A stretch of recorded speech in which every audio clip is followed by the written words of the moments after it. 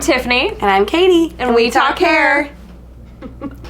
I think it's probably the best way of doing a hair restoration procedure because we're using grafts of different sizes in different areas on the scalp, and you can move more hair in one procedure than you can ever achieve with an FUE, or follicular unit extraction. For instance, I can actually, in a procedure, move 9,000 to 10,000 hairs in one sitting.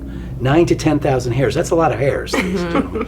And whereas with a comparable FUE procedure, the biggest one we do, we're lucky if we move 4,000 hairs. That's half.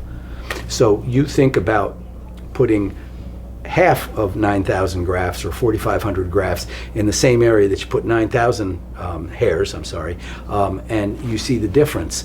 FUE is a procedure that should be used for touch-ups only, in my opinion. All right, it's not a primary procedure. You get the work done, you get the density in there, and then maybe you can fill in or use finesse on the hairline with some FUE. Yeah, no, I agree. You know, doing all the patient follow-ups at 1 year, it's really common to hear, I can't believe how much hair I got. No. I'm so excited with the coverage. This is more than I could imagine. Versus with the FUE procedure, you don't hear that a lot. They thought that the artist was the ultimate, and it's marketed as the ultimate, but it's a very, very prolonged procedure, and the density, as far as I'm concerned, is not favorable. I have people, they'll say, you know, the FUE and the artist, that's the superior technology. It's the most recent technology. How do you kind of answer that? Well, the FUE is just an offshoot of technology that was famous in the 80s, where they used to use the big plugs. FUEs are small plugs. And so basically you remove this small plug of tissue, all right, that they call a graft or a follicular unit, and you implant it into the scalp.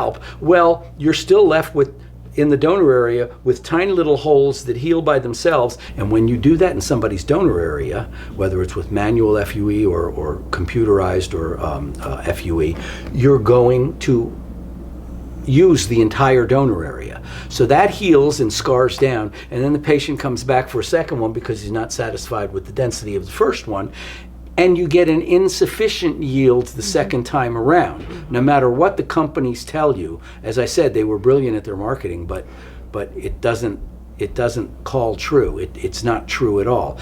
And that's why the International Society of Hair Restoration Surgeons came out with a position statement 2 years ago, which said follicular unit transplantation or a strip procedure should be used as the primary procedure in hair restoration, even the primary first two procedures.